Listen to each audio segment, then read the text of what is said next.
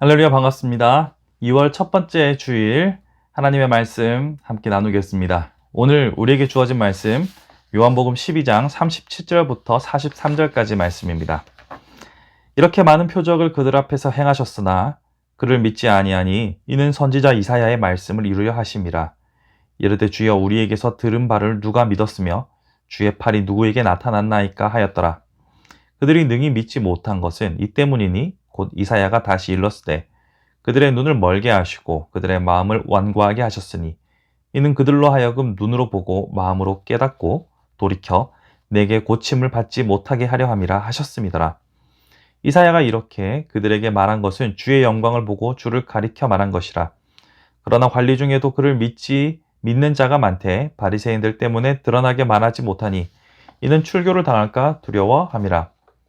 그들은 사람의 영광을 하나님의 영광보다 더 사랑하였더라. 아멘.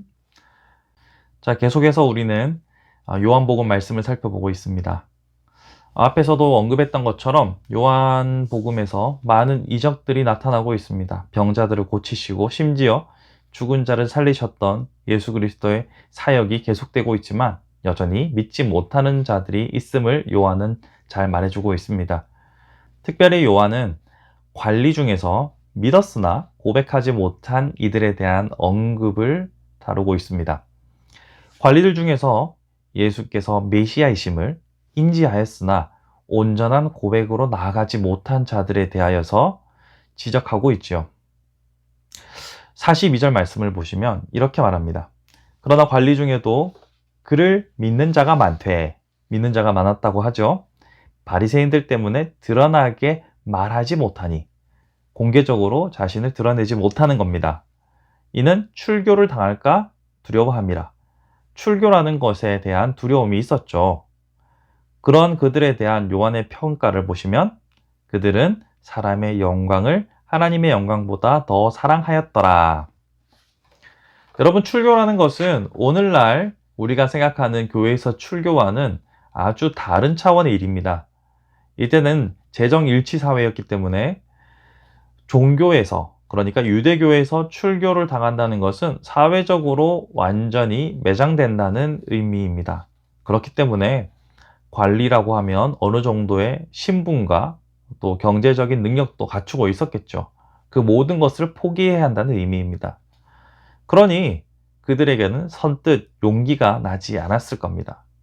어느 정도의 믿음이라는 것이 생긴 듯 하였으나 그 용기 없음으로 자신을 드러내지 못하고 있음을 요한은 날카롭게 지적하고 있는 거죠.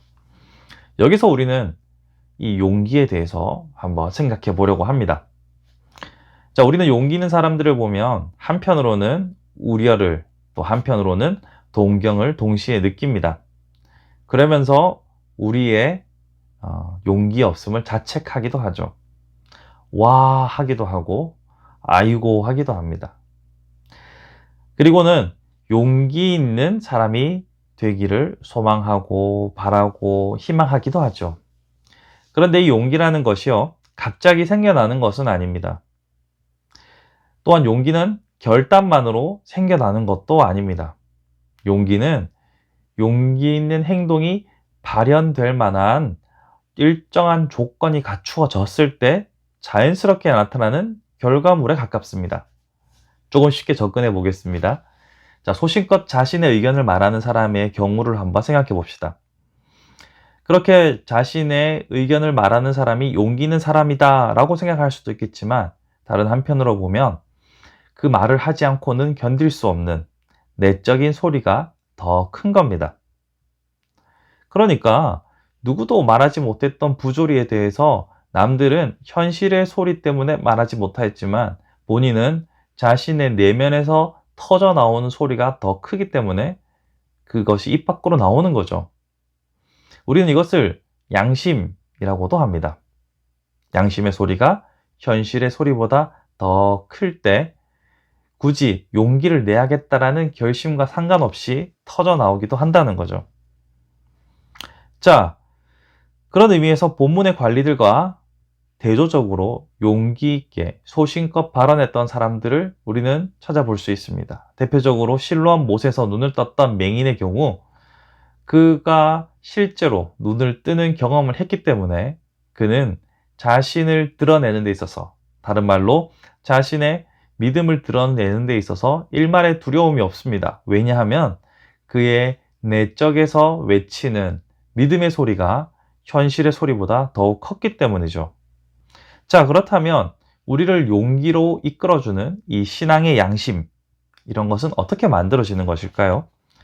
그것은 세상을 사랑하는 마음보다 하나님을 사랑하는 마음이 더 거대할 때 만들어지는 것입니다. 생각해 보십시오. 사람은 자신이 가장 사랑하는 이의 음성에 반응하게 되어 있습니다. 이 말을 어떻게 부정하시겠습니까? 자신의 마음이 가장 있는 곳에 마음이 가고 행동이 따라가게 되어 있습니다. 가장 소중한 것을 위해 살아가는 것이 인생이라고 할 수 있습니다. 즉, 세상의 말보다 하나님의 음성이 더 크게 들리는 사람, 이 사람은 하나님의 음성을 따르게 되어 있고 우리는 그러한 사람을 신앙의 양심에 투철하게 살아간다라고 말합니다. 그러한 의미에서 우리는 용기를 말할 때 내가 얼마나 용맹한가를, 얼마나 결심이 굳은가를 논하기보다 무엇을 사랑하고 있는가, 무엇을 첫 번째로 두고 살아가는가를 생각해 보아야 합니다. 어떻게 보면 저번 시간에 다루었던 말씀과 비슷하죠.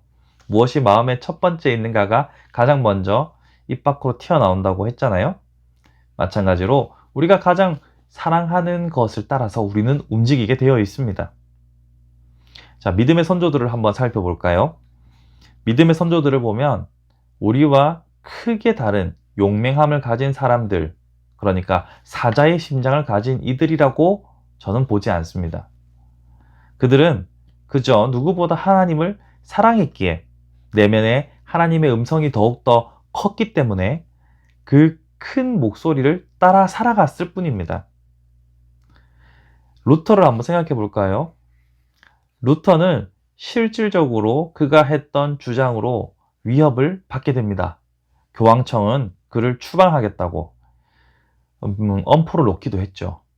그럼에도 불구하고 루터가 자신의 소신을 계속해서 지켜내며 종교개혁에 위대한 발걸음을 내디딜 수 있었던 것은 그 내면에 성경이 말하는 바 하나님의 음성이 더욱더 확고했기 때문이죠. 그런 의미에서 우리는 어떻게 하나님을 더욱더 사랑하며 하나님의 음성에 귀를 기울일 수 있는가에 대해서 한번 생각해 볼 필요가 있습니다. 우리는 다 하나님을 사랑한다고 말하지만 여러분은 지금 하나님을 향한 여러분의 사랑에 만족하십니까? 어려운 일이죠. 자, 그렇다면 어떻게 우리 신앙의 선배들이 하나님을 사랑하는 자가 되었는지에 대해서 한번 생각해 보겠습니다. 요한일서 4장 19절 말씀을 한번 참고해 보겠습니다.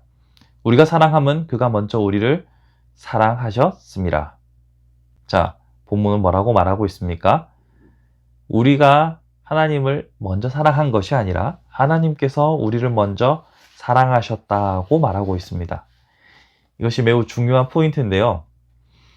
우리가 하나님을 사랑하게 된 시작점부터, 그리고 그 사랑이 가능하게 하시는 분, 지속되게 하시는 분이 하나님이라는 사실을 우리는 기억해야 합니다.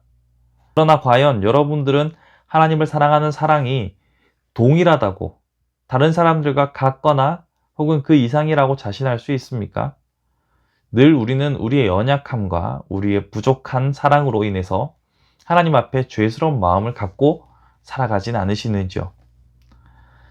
우리는 날마다 이 사랑에 대해서 고민할 수밖에 없는 사람들입니다. 그래서 성경은 우리에게 뭐라고 말씀하시냐면요. 잠언 8장 17절에 이렇게 말합니다. 나를 사랑하는 자들이 나의 사랑을 입으며 나를 간절히 찾는 자가 나를 만날 것이라. 잠언은 우리에게 날마다 그 사랑을 간절히 찾을 것을 권면하고 있습니다. 왜 그럴까요? 우리의 사랑은 언제나 불완전하기 때문입니다. 온전한 사랑이지 못하기 때문입니다. 여러분, 여러분의 사랑이 온전하다고 자신할 수 있습니까? 아니요. 누구도 그렇게 말할 수 없을 겁니다. 사람과의 관계에 있어서도 여러분들은 지극히 사랑하는 사람들과 가장 크게 다투거나 가장 큰 갈등 가운데 들어가지 않나요? 우리의 사랑은 언제나 부족합니다. 성경이 말하는 아가페에는 결코 도달할 수 없는 연약한 존재임을 우리는 인정해야 합니다. 그렇기 때문에 온전한 사랑이 실천되는 것은 불가능하고 온전한 사랑이지 못하기에 은혜가 필요한 겁니다. 그러므로 은혜를 받아서 사랑하는 자가 되면 우리는 참으로 용기 있는 자가 될 수 있다는 아까의 도식의 역순으로 진행할 수 있는 거죠. 그러니 우리는 더욱 주님을 사랑하는 자가, 잠언이 말하는 대로 더욱더 간절히 찾는 자가 되어야 합니다. 제가 항상 입버릇처럼 하는 말이 있습니다. 입버릇처럼 하는 기도죠. 어제보다 오늘, 오늘보다 내일 더욱더 주를 사랑하게 하소서. 이것이 저의 18번 레파토리 중에 하나입니다. 언제부터 이 기도를 했는지 정확히 기억이 나지는 않습니다만 혼자 해놓고 괜찮은데 했던 기도 제목입니다. 어제보다 오늘, 오늘보다 내일 더욱 주를 사랑하게 하소서. 이런 기도가 계속되다 보면 우리는 더 큰 주의 사랑을 입게 되고 그렇게 되면 더욱더 세상의 소리가 아니라 주님의 음성에 반응하는 용기 있는 자가 되지 않을까요? 더불어 그 사랑이 우리에게 임하였을 때 우리는 진정 우리의 공동체를 사랑하는 자가 될 수 있습니다. 우리의 의지로, 노력으로 우리의 지체를 사랑하려고 부단히 우리는 애써왔지만 얼마나 많은 실패를 겪었습니까? 우리의 힘으로 사랑하는 것은 분명 한계가 있습니다. 하지만 주께서 주시는 그 사랑으로 하나님께 받은 은혜로 진정 사랑하는 자들은 공동체를 바르게 사랑하고 섬길 수 있습니다. 그렇게 참된 사랑이 우리 안에 이루어질 때 우리는 용기 있는 사람이 될 뿐만 아니라 참으로 사랑으로 공동체를 세우는 신실한 주의 백성들이 될 수 있는 것이죠. 그러니 우리 모두는 이 사랑을 구하는 지혜로운 자가 되어야 합니다. 사랑하는 성도 여러분, 오늘 말씀을 정리합니다. 하나님의 영광보다 세상의 영광을 더욱 사랑하여 결과적으로 비겁한 자로 남은 관리들의 길을 가시겠습니까?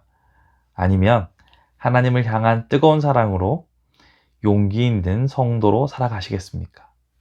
더 나아가서 그 사랑으로 진정 공동체를 사랑으로 섬기는 자로 살아가시겠습니까? 더욱더 하나님의 사랑을 갈망하는, 간구하는 저와 여러분의 삶이 되어서 하나님께서 기뻐하시는 길대로 행하는 의인의 길을 걸어갈 수 있기를 소망해 봅니다. 제가 하는 기도가 여러분들에게도 하나의 모범이 될 수 있었으면 좋겠습니다. 어제보다 오늘, 오늘보다 내일 더욱더 주를 사랑하는 자 되게 하옵소서. 이러한 기도로 매일의 삶이 주와 사랑하는 뜨거운 사랑 속에서 기쁨으로 충만할 수 있기를 간절히 소망해 봅니다. 또 한 주를 시작합니다. 여러분의 한 주 가운데 주의 사랑으로 인하여 기쁨으로 충만한 복된 날들이 되기를 주님의 이름으로 간절히 소망합니다. 기도하겠습니다. 사랑해 주님 은혜를 감사합니다. 오늘 말씀을 살펴보니 우리가 용기가 없었던 것은 주님의 음성이 더욱더 내 마음속에 들려오지 않았기 때문이요. 우리가 지체를 사랑하지 못했던 것은 아직도 주의 온전한 사랑을 덧입지 못했기 때문이었음을 생각해 봅니다. 주님, 더욱더 주를 뜨겁게 사랑하는 자, 간절히 주를 찾는 자가 되게 하시고 그 사랑으로 인해 세상에 알 수 없는 기쁨이 충만한 우리 모두가 되게 하옵소서.